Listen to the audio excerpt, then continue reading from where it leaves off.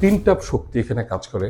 একটা অবশ্যই জামাত ইসলামী ঘরানার শক্তি, আরেকটা হচ্ছে সুফি পীরবাদী শক্তি, যেমন ধরেন জাকের পার্টি, এবং আরেকটা শক্তি যেটা 1980-র দশকের পর থেকে স্পেশালি হাফিজি হুজুরের উত্থানের সাথে সাথে এটা হয়েছে, সেটা হচ্ছে মাদ্রাসা কেন্দ্রিক কওমি ভিত্তিক শিক্ষা ব্যবস্থা থেকে যেসব আলেমুলামারা বের হন, তাদের প্ল্যাটফর্ম তৈরি হয়েছে। ইসলামী রাজনীতিবিদরা রাজনীতি করে তার মানে এই নয় যে তারা অগণতান্ত্রিক, কারণ হচ্ছে তারাও গণতন্ত্রে বিশ্বাস করে, তারাও নির্বাচনের মাধ্যমে ক্ষমতায় আসতে চায়, তারাও মানুষের দরজা দরজায় ভোট চায়। রাষ্ট্র ক্ষমতাতে শরিয়া ব্যবস্থা না আসুক তাতে কিছু যায় আসে না, কিন্তু শরিয়া ব্যবস্থা না এসেও আপনি বাংলাদেশ সোসাইটিকে ইসলামাইজ করতে পারবেন। শরিয়া রাষ্ট্র করাটাও একটা বড় ধরনের চ্যালেঞ্জ। শরিয়াকে কোডিফাইড করবেন, লিগাল কোডিফিকেশন করতে হবে তো আপনাকে, তাই না? বিভিন্ন হাদিস দলিল তাফসির পড়ে। তা আপনি যখন রাষ্ট্র ক্ষমতা দখল করবেন, তা আপনি সেইটা কীভাবে করবেন? আপনার তো বছরের পর বছর লেগে যাবে সে কোডিফিকেশন করতে।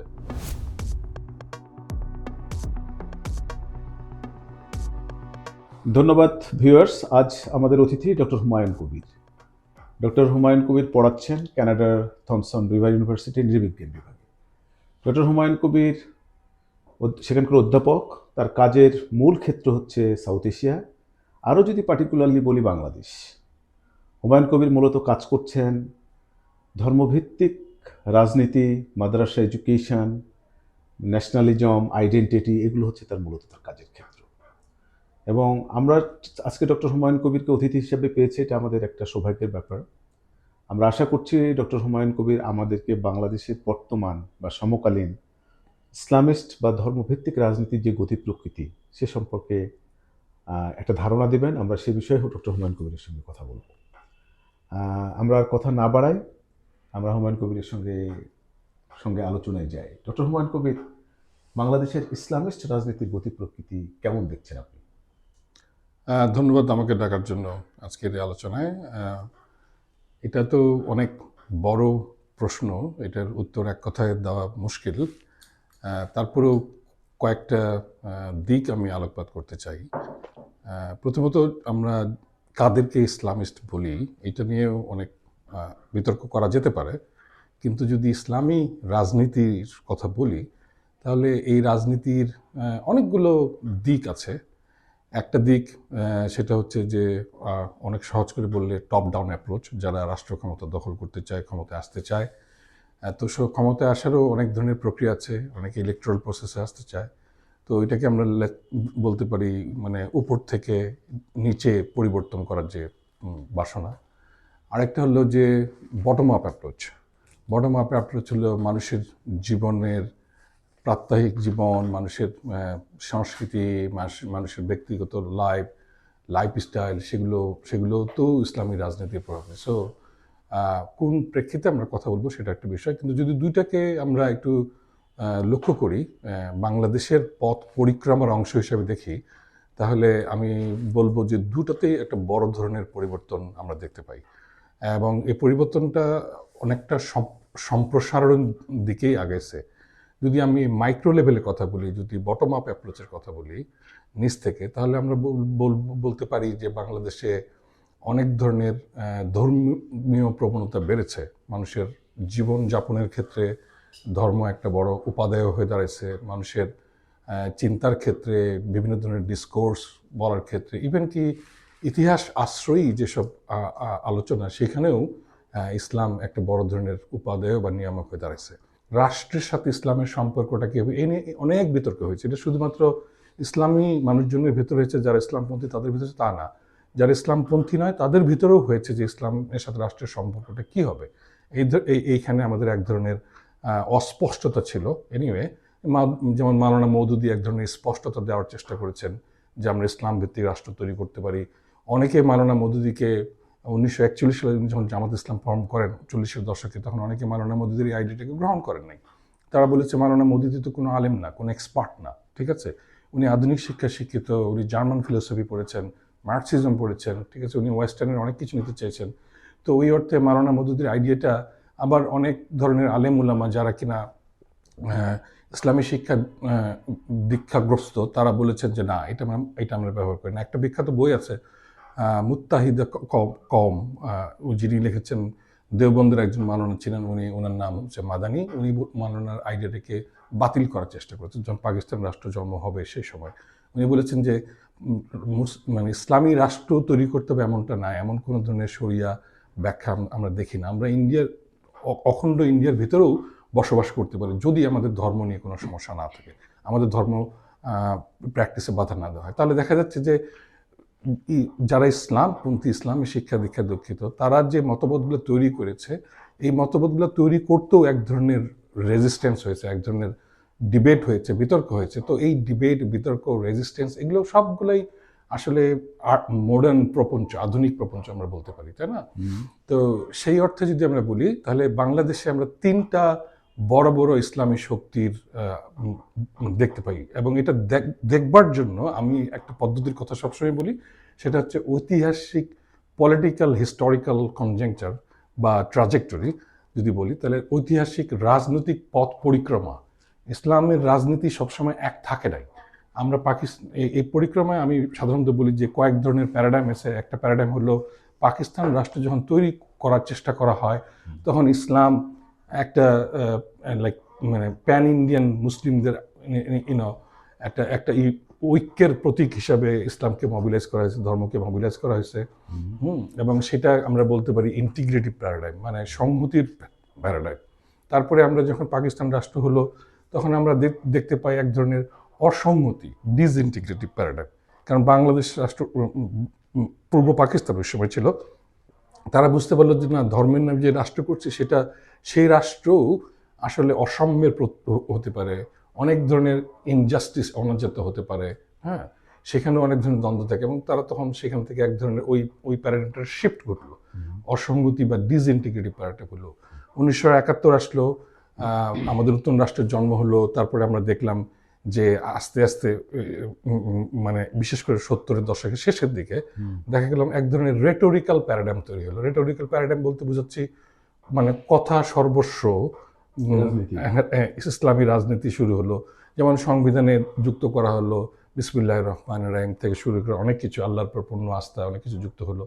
এবং এরশাদের আমলে এরশাদ বললো যে না, আমরা ইসলাম ধর্ম রাষ্ট্র করব, এবং রাষ্ট্র করেছে। তো এই ধরনের হলো, কিন্তু এইগুলার কোন আইনগত ভিত্তি আছে কিনা শরিয়া রাষ্ট্র প্রতিষ্ঠার ক্ষেত্রে? আসলে সেভাবে আইনগত ভিত্তি ছিল না। এটা একটা প্রতীকী সাংবিধানিক এনশ্রাইনমেন্ট, মানে এনশ্রাইনমেন্ট হচ্ছে এক ধরনের সংহতি।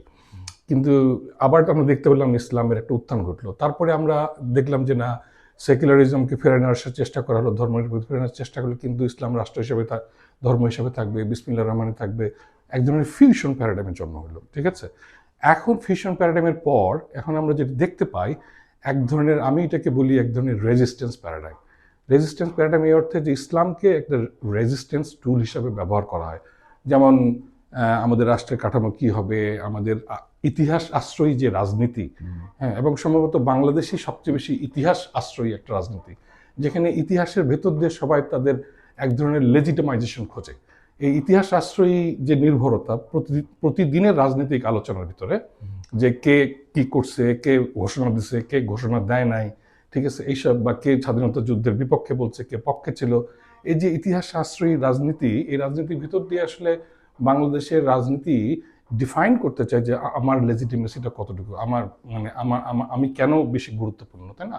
তো এখন আমরা যেটা দেখতে পাই, এই ইতিহাস শাস্ত্রী রাজনীতিটারই একটা আরো ভালো উদীয়মান শক্তি হিসেবে আমরা দেখতে পাই যে আগে যে ইতিহাস শাস্ত্রী রাজনৈতিক বয়ানগুলো ছিল, ন্যারেটিভগুলো ছিল, সেগুলোকে চ্যালেঞ্জ করা যায়। এই জন্য আমি বলি, এখন এই বয়ানগুলোর ভেতর দিয়ে, এই দেশগুলোর ভেতর দিয়ে, যেখানে ইসলাম একটা বড় উপাদান, তারা কিন্তু এক ধরনের রেজিস্ট্যান্স প্যারাডাইম তৈরি হয়েছে। যেমন ধরেন ধর্মনিরপেক্ষতা নিয়ে রেজিস্ট্যান্স প্যারাডাইম তৈরি হয়েছে। আমাদের যে সংস্কার হয়েছে, সে সংস্কারে ধর্মনিরপেক্ষতাকে মানে ছড়াই দেওয়া হয়েছে, ছড়াই দিয়ে বহুত্ববাদিতা বলা হয়েছে। এখানে অনেকে প্রশ্ন করতে পারে ধর্মনিরপেক্ষতা ছাড়া বহুত্ববাদিতা হবে কিনা। হ্যাঁ, সেটা আলাদা আলাদা আলোচনা। তো আমি বলতে চাই যে এই রেজিস্ট্যান্স প্যারাডাইমের পরে আবার যে নতুন ধরনের প্যারাডাইম আসবে না, সেটা বলা মুশকিল।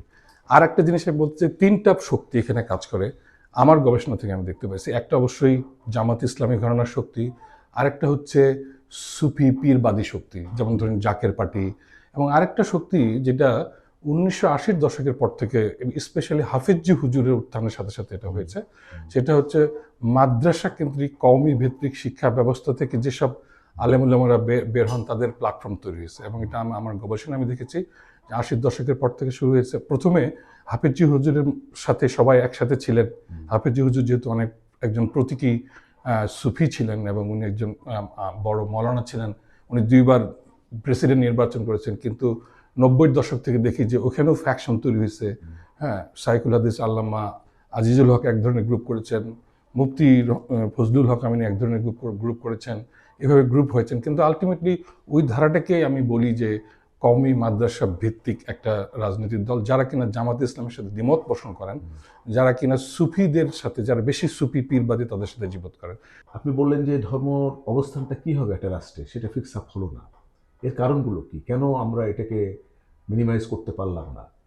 এটার দুর্বল জায়গা, সবল জায়গাগুলো কোথায়? এইটা আমার মনে হয় এটার অস্পষ্টতা শুরু থেকেই ছিল।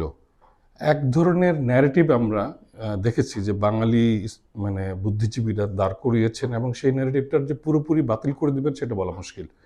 ওনারা বলেছেন পাকিস্তান রাষ্ট্র যখন তৈরি হলো এবং সেটা ধর্মীয় ভিত্তিক এক ধরনের ঐক্যতা আমাদের ভিতরে তৈরি করলো এবং আমরা পাকিস্তানে যেতে চাইলাম, যদিও আমাদের অনেক ধরনের বৈষম্য ছিল। যেমন অন্যান্য পরিপ্রেক্ষিতে হিন্দুদের সাথে জমিদারি ব্যবস্থায়, ঠিক আছে, শিক্ষা ব্যবস্থায়, এবং সেখান থেকে মুসলিম গোটা ইন্ডিয়ান সাবকন্টিনেন্টে একটা বড় মাইনরিটি গ্রুপ হিসেবে নিজের সেফটি, সিকিউরিটি, পলিটিক্যাল রাইটস এগুলো নিশ্চিত করার জন্য যখন একত্রিত হলো, এবং সেখানে ইসলাম একটা বড় শক্তি হিসেবে কাজ করেছে, মুসলমান পরিচয়টা বড় শক্তি হিসেবে কাজ করেছে। তো সেইটা ছিল। কিন্তু পরবর্তীতে আমরা যখন আরেকটা ডিসকোর্স বা ন্যারেটিভ, আমরা যে আরেকটা ইতিহাস আশ্রয়ী বয়ান দেখি, ব্যাখ্যা দেখি, যে 1952 পরে ভাষা আন্দোলনের পর থেকে আমাদের যে আন্দোলনগুলো হয়েছে এবং শেষ পর্যন্ত 71-এ আমরা পাকিস্তানের সাথে আলাদা হয়েছি। তো এই 23 বছরের ইতিহাসটাকে যেভাবে দেখা হয়েছে সেটা হচ্ছে, একটা হলো ধর্মীয় পরিচয়ের জাতীয় রাজনীতি, আরেকটা হলো ভাষা ভিত্তিক জাতীয় রাজনীতি। হ্যাঁ, এখন এই দুটার ভিতরে কোনটা বড়? এই দুটার ভিতরে বড় বলতে বলছে পরিসরটা কার বড়? ধর্মীয় ভিত্তিক জাতীয় রাজনীতির পরিসরটা শুধুমাত্র একটা ধর্মীয় গ্রুপকেই অন্তর্ভুক্ত করে, কিন্তু ভাষা ভিত্তিক জাতীয় রাজনীতিটা আসলে বা জাতীয়তাবাদ শুধু একটা গ্রুপকেই অন্তর্ভুক্তি করে না। একজন মুসলমান নাও হইতে পারে, কিন্তু তার ভাষা বাংলা। যদি তার ভাষা বাংলা হয়, সে হিন্দু হোক, বৌদ্ধ হোক, খ্রিস্টান হোক, তাহলে কিন্তু বাঙালি জাতীয়তাবাদের অধীনেই সে পড়ে। আমি বলতে চাচ্ছি দুইটার ভিতরে মানে ভাষা ভিত্তিক জাতীয়তাবাদ যেটা, সেটার পরিসরটা অনেক বড়, বিস্তৃত। যে বয়ানটা তৈরি হয়েছে 52 ভাষা আন্দোলনের পর থেকে, যে আমরা যে বাঙালি জাতীয়তাবাদী যে স্পিরিটটা আমাদের তৈরি হয়েছে, ওই সময় বাঙালি জাতীয়তাবাদ, যদিও বাঙালি না বাংলাদেশিটা নিয়ে অনেক বিতর্ক আছে, কিন্তু যেই স্পিরিটটা তৈরি হয়েছে, ওই স্পিরিটটা বলা হচ্ছিল যে এটা ছিল আসলে এক ধরনের ধর্ম নিরপেক্ষ। এই জন্য ধর্ম নিরপেক্ষ ছিল কারণ এখানে ভাষাগতভাবে যখন আপনি জাতীয়তাবোধের উন্মেষ হচ্ছে, ওখানে তো ধর্ম মুখ্য বিষয় না। তো যদি ধর্ম মুখ্য বিষয় না হয়, তাহলে এটা এক ধরনের ধর্মহীনতার ভিতরে ওর মধ্যে থাকে, তাই না? এবং সাংস্কৃতিকভাবেও সেই বিনির্মাণটা হয়েছে, বুঝতে পেরেছেন? যেমন শহীদ মিনার তৈরি করা, শহীদ মিনারে ফুল দেওয়া, তো এগুলো নিয়ে কোনোদিন প্রশ্ন করা হয়নি যে এটা ধর্মের জায়েজ কিনা, না জায়েজ কিনা, সাংঘর্ষিক কিনা, কারণ এটা ছিল একটা সাংস্কৃতিক পরিমণ্ডল। এবং অনেক তাত্ত্বিক বলছেন যে আসলে এই স্পিরিটটার ভিতর দিয়ে এক ধরনের ধর্ম নিরপেক্ষতার মানে একটা মতাদর্শ অন্তর্ভুক্ত ছিল। এখন অনেকে আবার বলছেন যে এটা আসলে বানানো, এটা আরোপিত, এটাকে কনস্ট্রাক্ট করা হয়েছে এই ধরনের আইডিয়াটাকে। হ্যাঁ, কিন্তু যদি আপনি অন্যভাবে দেখেন, যেমন আমি একটা গবেষণা দেখছিলাম যে যদিও এই ধরনের স্পিরিট, বাঙালি জাতীয়তাবাদের স্পিরিট নিয়ে যখন 71 সালে যুদ্ধ করা হলো, কিন্তু গ্রামের এটা কি শুধুমাত্র এলিটদের ভিতরে সীমাবদ্ধ, নাকি এটা গ্রামের মানুষরাও সে জাতীয়তাবাদ? কৃষক শ্রমিক, হ্যাঁ, যদি কৃষক শ্রমিক হয়, সেখানে ধর্মটা কেমন ছিল? যেমন 1970 সালে একটা গবেষণা হয়েছে, যুদ্ধের আগে একজন, আমি এই মুহূর্তে নামটা মনে করতে পারছি না, একজন বিদেশি গবেষণা করেছে, এবং তারা কিন্তু বলেছে, ওই গবেষণার রেজাল্টে দেখা গেছে বেশিরভাগ মানুষ, বিশেষ করে গ্রামগঞ্জে, তারা কিন্তু বলছে যে তারা ইসলাম তাদের জীবনের অংশ, ধর্ম তাদের জীবনের অংশ। তারা একটা নতুন জাতি রাষ্ট্র চায়, কিন্তু তার অর্থ হয় না যে তারা ইসলামকে বাতিল করতে চায়, তাই না? তো যেহেতু ইসলাম সবসময় এখানকার মানুষের জীবনের একটা অংশ ছিল, সংস্কৃতির একটা অংশ ছিল, তাহলে সেই ইসলামকে আপনি কিভাবে বাদ দিবেন? আমাদের যে ধর্ম নিরপেক্ষতার প্রশ্নটা এখানে ডক্টর হুমায়ুন কবির, এই নেগোসিয়েশন বা এই কম্প্রোমাইজ, ন্যাশনাল কম্প্রোমাইজটা হলো না কেন? কারণ আওয়ামী লীগ, বিএনপি যে রাজনীতি করে, সবাই তো এই ধরনের ইসলামিস্ট রাজনীতি বা ইসলামকে সামনে রেখে সবাই এক ধরনের বেনিফিট বা সুবিধা নিতে চায়। তো আওয়ামী লীগ বা বিএনপি ইসলামের পজিশনিং এর ক্ষেত্রে স্টেটে অবস্থানগত পার্থক্যটা কোথায়? কিভাবে তারা দেখে জিনিসটাকে? আমি তো মনে করি অবস্থানগত পার্থক্য তাদের নাই। হ্যাঁ, এখন এখানে একটা আমি উদাহরণ দিতে চাই। যখন 1970-এর দশকে বা 80-এর দশকের শুরুর দিকে প্রেসিডেন্ট জিয়াউর রহমান কিছু কনস্টিটিউশনাল চেঞ্জ করলেন, হ্যাঁ, পরিবর্তন করলেন এবং সেখানে ইসলাম ধর্মের অনেক কিছু ঢোকালেন, তখন আমি আমার গবেষণায় দেখছি মাওলানা হাফিজ হুজুর জিয়াউর রহমানকে একটা চিঠি দিলেন এবং চিঠি দিয়ে জিয়াউর রহমানকে ধন্যবাদ দিলেন যে আপনি অনেক ভালো কাজ করেছেন, এখনও আপনি মূল কাজটা করছেন না। সেই মূল কাজটা কি? আপনি এখনও এই দেশের মানুষ যেহেতু ইসলাম প্রিয়, মুসলিম মেজরিটি। হ্যাঁ, আপনি একটা ইসলামিক রাষ্ট্র প্রতিষ্ঠা না করা পর্যন্ত আমাদের আন্দোলন অব্যাহত থাকবে। ঠিক আছে? এটা 80 দশকে। হ্যাঁ, এটা 80-র দশকে হাফিজ হুজুর লিখিতভাবে প্রেসিডেন্ট জিয়াউর রহমানকে জানিয়েছেন এবং আমার কাছে একটা বই আছে যেখানে ওই লেখার একটা অংশ আছে। তো আমি যেটা বলতে চাচ্ছি সেটা হচ্ছে যে এই মীমাংসাটা কেন হলো না, এইটা আসলে আমি বলবো যে আমাদের যে রাজনৈতিক ইতিহাস, জাতীয়তাবাদী রাজনীতির ইতিহাস, এই জাতীয়তাবাদী রাজনীতির ইতিহাস অনেক জায়গায় অস্পষ্ট এবং অসমাপ্ত থেকে গেছে। ওকে। হ্যাঁ, কিভাবে অস্পষ্ট থেকেছে? যেমন আমরা সেকুলারিজম 1972 সালে সংবিধানে ঢুকাইছি, কিন্তু সেকুলারিজম যে আমাদের 72 সালে ঢুকাইছি, আসলে কি আমরা সেকুলারিজমকে ধারণ করতে চাইছিলাম?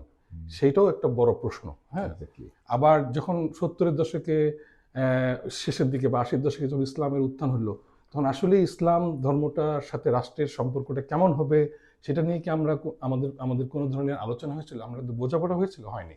তা অনেক তাত্ত্বিক বলে যে যারা military ruler, including president Ziaur Rahman, including Ershad, তারা ইসলাম ধর্মটাকে ব্যবহার করে, তারা সেকুলার লিবারেল ডেমোক্রেটিক দল। এবং আমি যেটা পত্রের কথা আগে বললাম, হাফিজ জিয়াউর রহমান কিন্তু কখনোই শরিয়া ভিত্তিক রাষ্ট্র চায়নি।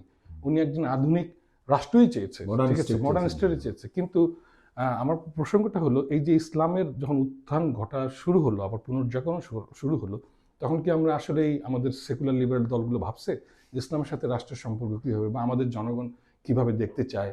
এই ভাবনাগুলো অসমাপ্ত থেকে গেছে, এই কাজগুলো অসমাপ্ত থেকে গেছে। ইভেন কি ধর্ম নিরপেক্ষতা সেকুলারিজম যখন যুক্ত করা হয় সেটা নিয়েও মানুষ প্রশ্ন করছে, কারণ এর ভিতরে প্রশ্ন করার কারণ হচ্ছে কারণ সেকুলারিজম আইডিয়াটা পশ্চিমা আইডিয়া এবং অনেকে ইন্ডিয়াতেও দেখা গেছে। আপনি জানেন পার্থ চ্যাটার্জির বিখ্যাত কাজ আছে, রাইট? তো উনি বলছেন যে সেকুলারিজম এর অনেকগুলো দিক আছে। একটা দিক হলো সেকুলারিজম সার্বজনীন হয়ে উঠতে চায় এবং এটা পশ্চিমা ধারণা, এবং এই পশ্চিমা ধারণাটাকে কিভাবে কন্টেক্সচুয়ালাইজ করে সেটা কিন্তু আমরা দেখি নাই। কিন্তু এই পশ্চিমা ধারণা যখন সার্বজনীন হয়ে উঠতে চায়, শুধু এটা মুসলমানদের ভিতরে না, ইন্ডিয়াতেও তাই বা অন্যান্য সাবকন্টিনেন্টও তাই, তারা এই ইউরোপিয়ান সেকুলারিজমের যে সার্বজনীন ধারণা হিসেবে ইন্ডিয়ান সমাজে গ্রহণ করার যে প্রবণতা, সেটার ভিতরে এক ধরনের রেজিস্ট্যান্স আছে, সবসময় ছিল। কারণ হলো জাতীয়তাবাদের দুইটা জিনিস আছে, একটা হচ্ছে পলিটিক্যাল পার্ট, একটা হচ্ছে স্পিরিচুয়াল পার্ট। ব্রিটিশরা যখন এখানে আসে, এটা আমার কথা না, এটা পার্থ চ্যাটার্জি, ব্রিটিশরা যখন এখানে আসে তখন কিন্তু তারা পলিটিক্যাল পার্টটাকেই হ্যান্ডেল করছে এবং মুসলিমদেরকে আলাদাভাবে ট্রিট করছে, হিন্দুদেরকে আলাদাভাবে ট্রিট করছে এবং তারা বোঝাতে চাইছে যেগুলো ধর্মীয় প্রতিষ্ঠান সেখানে আমরা হাত দিব না, আমরা কাজ করব না। সো ব্রিটিশদের যে পলিসি এবং ব্রিটিশের যে প্রভাবের কারণে আমাদের সমাজের ট্রান্সফরমেশন, সেখানে ব্রিটিশরা সেকুলারিজম এক ধরনের বা রিলিজিয়াসিটি এক ধরনের, দুইটাকে আলাদা আলাদাভাবে কনস্ট্রাক্ট করার চেষ্টা করছে। Very good. আমি একটা জিনিস একটু জানতে চাই আপনার কাছ থেকে, যেটা হচ্ছে যে প্রো ইসলামিক পলিটিক্যাল পার্টিগুলোর বটম লাইন যদি হয় থিওলজিক্যাল স্টেট, অর্থাৎ শরিয়া আইন যদি তারা চায়, এবং আমাদের যে মানে যে লেভেলেই থাক না কেন, যে গণতান্ত্রিক রাজনৈতিক দলগুলো আছে যারা গণতন্ত্র বিকাশের কথা বলে, একটা গণতান্ত্রিক রাষ্ট্রের কথা বলে, ওনাদের তো আনকম্প্রোমাইজিং কন্ডিশন, অর্থাৎ তারা শরিয়া আইন চায়। এবং ডেমোক্রেটিক পার্টিগুলো হয়তো পুরোটা ডাইজেস্ট করতে পারে না, কিছু কিছু অংশ নেয়, কখনো বিসমিল্লাহির রহমানির রাইম লাগায়, কখনো আজানের ব্যবস্থা করে, কখনো মাদ্রাসা এডুকেশনকে প্রমোট করে। তো এদের যে একটা ফ্লেক্সিবিলিটি এবং ওদের যে ইসলামিক দলগুলোর যে একটা রিজিডিটি, এই দুইয়ের মধ্যে সমন্বয় করে একটা স্ট্যাবল স্টেটের কথা কি আপনি ভাবতে পারেন? Good question. আসলে কি আবার ওই হেগেলিয়ান ফিলোসফির কথাই বলতে হয়, থিসিস, অ্যান্টিথিসিস অ্যান্ড সিনথেসিস। সমাজে সব সময় দ্বন্দ্ব হয়, তাই না? এক ধরনের গ্রুপ এটা চায়, আরেক ধরনের গ্রুপ ওটা চায়, ঠিক আছে, এবং আলটিমেটলি দেখা যাচ্ছে এর ভিতরে দ্বন্দ্ব থেকে একটা রেজাল্ট বের হয়। এটা খুবই পুরনো একটা ফিলোসফিক্যাল বা দার্শনিক প্রপঞ্চ, তাই না? তো এখন আমি স্টেবল রাষ্ট্র হবে কি হবে না, এটা যতটা না ইসলামের রাজনীতির উপর নির্ভর করছে, তার থেকে বেশি নির্ভর করছে আমাদের সেকুলার লিবারেল রাজনীতিবিদরা রাষ্ট্রটাকে কিভাবে চালাচ্ছে। ডেমোক্রেটাইজেশন প্রসেসটাকে আমরা প্রচার করতে আমরা পারছি না। আমার ডেমোক্রেটিক মানে গণতান্ত্রিক পরিবেশ তৈরি করতে পারছে কিনা। আপনাদের মনে রাখতে হবে যে ইসলামী রাজনীতিবিদরা রাজনীতি করে তার মানে এই নয় যে তারা অগণতান্ত্রিক। কারণ হচ্ছে তারাও গণতন্ত্রে বিশ্বাস করে, তারাও নির্বাচনের মাধ্যমে ক্ষমতায় আসতে চায়, তারাও মানুষের দরজায় দরজায় ভোট চায়, তারাও আপনার সাথে অন্যান্য সেকুলার যারা লিবারেল ডেমোক্রেটিক ফোর্স তারা যেভাবে তাদের বিভিন্ন ধরনের কি বলে প্রমিস বা প্রমিসের বাংলা কি জানি প্রতিজ্ঞা অঙ্গীকার করে জনগণের কাছে, তারাও কিন্তু অঙ্গীকার করে যে আমরা এটা করব, আমরা এটা করব। তো তারা তো আসলে লিবারেল ডেমোক্রেটিক ফোর্সের সাথে একটা কম্পিটিটর ফোর্স হিসেবে ফাইট করতেছে এবং ডেমোক্রেটিক্যালি করছে, ইলেকট্রিক্যালি করছে। Very good. হ্যাঁ, তো এখন কথা হচ্ছে যে আপনি এই রাজনীতি করবার অধিকার কতটুকু দিবেন। এখন আমি যেমন পশ্চিমা সমাজে বাস করি, ওখানেও কিন্তু আপনার ধর্মভিত্তিক দল আছে, কিন্তু ওই ধর্মভিত্তিক দল ওখানেও কিন্তু কম্পিটিশন করে। হ্যাঁ, আপনি বলতে পারেন যে অনেক লিবারেল ডেমোক্রেটিক ফোর্স পশ্চিমা সমাজে তারা আসলে ধর্মের উপাদানগুলোকেও ব্যবহার করে। Donald Trump in a sense উনিও ধর্মীয় বিভিন্ন হোয়াইট সুপ্রিমেসিদের দ্বারা প্রভাবিত। হ্যাঁ, ইউরোপে এখন এরকম উত্থান চলছে, ঠিক আছে, রাইট উইং সোশ্যালিস্ট বলি অথবা এক ধরনের মিক্স হচ্ছে। ধর্ম রাষ্ট্র ব্যবস্থাকে প্রভাব করার জন্য পশ্চিমা সমাজে আছে, যদিও তারা সেকুলারিজম গ্রহণ করছে, র্যাশনালাইজেশন গ্রহণ করছে, সায়েন্টিফিক সব কিছু গ্রহণ করছে, তাদের সমাজে সবার রাইটসের এবং অধিকারের স্বীকৃতি দেওয়া আছে। তার কথা হচ্ছে যে আপনি ধর্মভিত্তিক সমাজগুলো মানে যে রাষ্ট্র নির্মাণের জন্য ওদের যে আকাঙ্ক্ষা, ওরা যে বলতেছে এটাকে আপনি গণতান্ত্রিক অধিকার হিসেবে যদি স্বীকৃতি দেন তাহলে তাদের তো রাজনীতি করার অধিকার আছে। কিন্তু আপনি লিবারেল ডেমোক্রেটিক দল হিসেবে আপনি রাষ্ট্র চালানোর ক্ষেত্রে আপনার দলের ক্ষেত্রে গণতন্ত্র আছে কিনা, আপনার রাষ্ট্র চালানোর কাছে গণতন্ত্র আছে কিনা, সেটা সবচেয়ে গুরুত্বপূর্ণ। তাহলে আপনার বক্তব্য অনুযায়ী যে কোনো ধর্মভিত্তিক রাজনৈতিক দলের রাজনৈতিক অধিকার আছে রাজনীতি করার, দল গঠন করার। এই অধিকার আমার যতটা না আমার বক্তব্য, তার থেকে হলো আমরা সেই অধিকারটা দিব কিনা, কথার কথা। এখন আপনি বলতে পারেন আগের যে রিজিম ছিল, যে ফ্যাসিস্ট রিজিম ছিল, সেই ফ্যাসিস্ট রিজিম কথার কথা তাদেরকে অধিকারটা দিতে চায় নাই বা দিতে চায় নাই, তাই না? এখন কথা হলো যদি আমি সত্যিকারই গণতান্ত্রিক পরিবেশ তৈরি করতে পারি সমাজে, এখন সবার যদি অধিকার আমি নিশ্চিত করি, কথা বলার অধিকার নিশ্চিত করি, রাজনীতি করার অধিকার নিশ্চিত করি, কিন্তু এই অধিকার দিয়ে যদি সত্যি সত্যি আমি যে কোনো ধর্মভিত্তিক দল যারা কিনা রাষ্ট্রকে শরিয়া ভিত্তিক করছে তাদেরকে পরাজিত করতে পারি, তাহলে তো এটা গণতান্ত্রিকভাবে তাদের পরাজয় হলো। এবং গ্রামেগঞ্জে গবেষণা করতে আমি যেটা দেখেছি সেটা হচ্ছে ওভারঅল বাংলাদেশে ধার্মিকতা, যেটাকে আমরা বলি রিলিজিয়াসিটি, বেড়ে গেছে। কথার কথা যে আপনার বাড়ি গ্রামে আপনার আগে 10টা পরিবার ছিল, 10টা পরিবারের ভিতরে আপনি খুব কম লোককে দেখছেন যারা প্রতিদিন নামাজে যাইতো বা বোরখা পড়তো, ঠিক আছে, মেয়েদেরকে স্কুলে পাঠাইতো, বোরখা পাঠাইতো। এখন ছোট ছোট বাচ্চাদেরকে দেখবেন আপনি হিজাব পড়াচ্ছেন, এবং আপনি শিক্ষিত মধ্যবিত্ত শ্রেণীর ভিতরে পারবেন, আরবান জনগোষ্ঠীর ভিতরে পাবেন। তাহলে এখন আপনি যদি প্রশ্ন করেন যে ধর্মের সাথে শ্রেণীর সম্পর্ক, ধর্মের সাথে শিক্ষার সম্পর্ক, তাহলে কিন্তু আপনার অনেকগুলো প্যাটার্ন বের হয়ে আসে। হ্যাঁ, তো একটু যদি সংক্ষেপে বলি, যখন মুঘল বা মুসলিম রাজত্ব ইন্ডিয়ান সাবকন্টিনেন্ট থেকে চলে যায়, তখন উলামারা একসময় ছিল হলো স্টেটের সাথে সম্পর্কিত, মানে মুসলিম স্টেটের সাথে তারা সম্পর্কিত, তাদের ডিফাইন করার রোল ছিল। কিন্তু যখন মুসলিম রাজত্ব চলে গেল, ব্রিটিশ আসলো, তখন কিন্তু এই উলামারা প্রাইভেটাইজ হয়ে গেল, ওরা কিন্তু আর পাবলিকে থাকতে পারলো না, ঠিক আছে। কিন্তু এই যে প্রাইভেটাইজ হয়ে গেল, দেন উলামারা নিজেদেরকে রিস্ট্যাটাইজ করছে, তারা অনেক কিভাবে আরো নতুনভাবে কৌশলী হয়ে তারা নিজেদের ভূমিকাকে নির্ধারণ করছে। এখন ওই প্রাইভেটাইজ উলামা যারা আমরাও দেখেছি আমাদের সময়, যারা কিনা নামাজ পড়তো, লাইক আধ্যাত্মিকতা স্পিরিচুয়ালিটি প্র্যাকটিস করতো, জিকির করতো, রাজনীতি নিয়ে অত বেশি ছিল না, কেউ তেল পানি পড়া দরকার তাকে দিত। এখন আপনারা ভাবতে হয়, আমি ভাবি মাঝে মাঝে যে যারা কিনা এরকম একটা প্রাইভেট স্পেসে নিজের স্পিরিচুয়ালিটি বা স্রষ্টার সাথে সম্পর্ক, নিজের মুক্তির পথ খুঁজতো এক ধরনের স্পিরিচুয়াল ভিতরে, এই উলামগুলো কিন্তু এখন আর ওইরকম চার দেয়ালের ভিতরে নাই, তারা কিন্তু এখন বাইরে বেরিয়ে পড়ছে। সোশ্যাল মিডিয়াটা অনেক বড় ফ্যাক্টর, অনেক বিগ প্ল্যাটফর্ম ক্রিয়েট। হ্যাঁ, অ্যাবসলিউটলি। আমি যেটা বলতে চাচ্ছি যে প্রাইভেটাইজেশন অফ দ্য উলামা, মানে উলামার যে ব্যক্তিগত পরিসর, সেই পরিসর থেকে পাবলিক পরিসরে তার মুভ করছে। তাদের মাঝখানে যে একটা স্পিরিচুয়াল ওয়াল ছিল, মানে যে, ঠিক আছে, ওইটা কিন্তু নাই। তাহলে এটা কেন হয়েছে? এটা আপনার একটা আর্গুমেন্ট হচ্ছে উলামারা যেহেতু আগে রাষ্ট্রীয় সাথে সম্পর্ক ছিল মুসলিম আমলে, যখন তাদের এই ক্ষমতা চলে গেল, তাদের মনোপলি চলে গেল, তাদের একক ক্ষমতা চলে গেল, তখন কিন্তু এরা নতুন করে ডিফাইন করা শুরু করলো নিজেদেরকে। এবং এই ডিফাইন করতে গিয়ে তারা কিন্তু সমাজের মোরাল এজেন্ট হয়ে গেল, মানে কোনটা ভালো কোনটা খারাপ।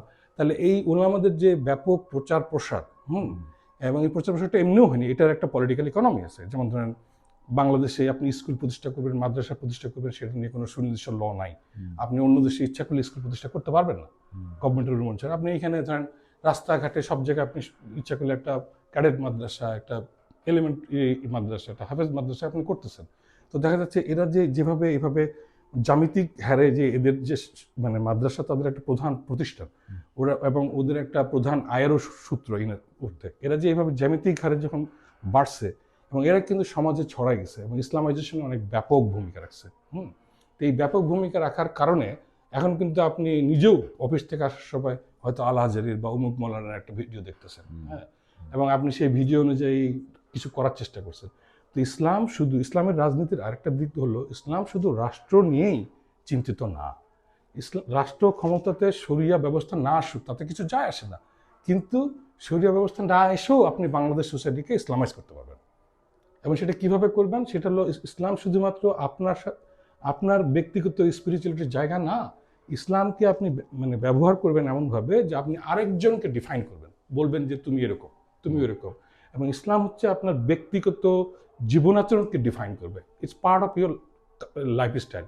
তো আমি যেটা বলি যে ইসলামী রাজনীতির একটা বড় ফসল এখন পর্যন্ত আমি যেটা দেখতে পাই, সে বড় ফসলটা হচ্ছে রাষ্ট্র ক্ষমতা, টপ ডাউন অ্যাপ্রোচ না, রাষ্ট্র ক্ষমতা দখল করে না, শরিয়া স্টার্ট করে না। হ্যাঁ, সেটা তার করতেই থাকবে, ওটা জারি থাকবে, কিন্তু বড় একটা ফসল হচ্ছে বাংলাদেশের সাংস্কৃতিক পট পরিবর্তন হবে এবং হচ্ছে।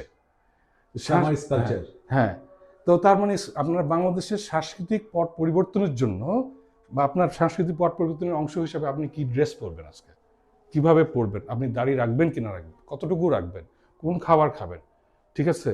তো আপনি ধরেন হাতে কোন আংটি পরবেন, এটার সাথে কি সম্পর্ক, ঠিক আছে। নামাজ কখন পড়বেন, আজান দিলে নামাজ পড়তে যাবেন কিনা, এবং কি আপনি কোন ধরনের বোরকা পড়বেন, এই যে প্রধানতম ডিটারমিনেন্ট ফ্যাক্টর হয়ে দাঁড়াবে। হ্যাঁ, তো ইসলাম হচ্ছে রাষ্ট্র ক্ষমতা দখল ছাড়াও, ইসলামী রাজনীতির অংশ আমি বলছি, আরেকটা পার্ট রাষ্ট্র ক্ষমতা দখল করা ছাড়াও ইসলামের রাজনীতির আরেকটা বড় পরিক্ষেত্র হচ্ছে মানুষের জীবন আচরণের প্রভাব, প্রাত্যহিক জীবনের প্রভাব, সাংস্কৃতিক জীবন আচরণের প্রভাব, এবং অনেক ধরনের সাংস্কৃতিক ঐতিহ্য যেগুলো আমাদের ছিল সেগুলো কিন্তু চ্যালেঞ্জ করবে। আমি আগে বলেছি যে ইসলাম এখন মোরালিটি ডিফাইনের একটা বড় হাতিয়ার। ওভারঅল যখন আমাদের সমাজে ইসলামাইজেশন হবে, তখন within the liberal secular democratic ফ্রেমওয়ার্কের ভিতরে ইসলাম একটা জায়গা করে নেবে, এবং সেটা নট নেসেসারিলি শরীয়তি জায়গা।